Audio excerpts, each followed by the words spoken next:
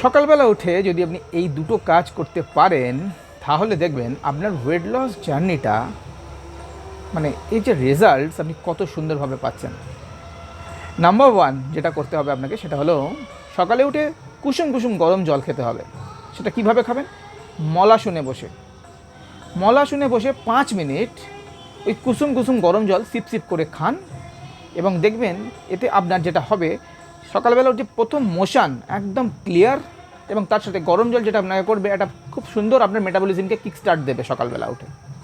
So দারুণ energy সারাদিন আপনি ভোগ করবেন এবং তার সাথে আপনার রেজাল্টস তো অবশ্যই দেখতে পাবেন।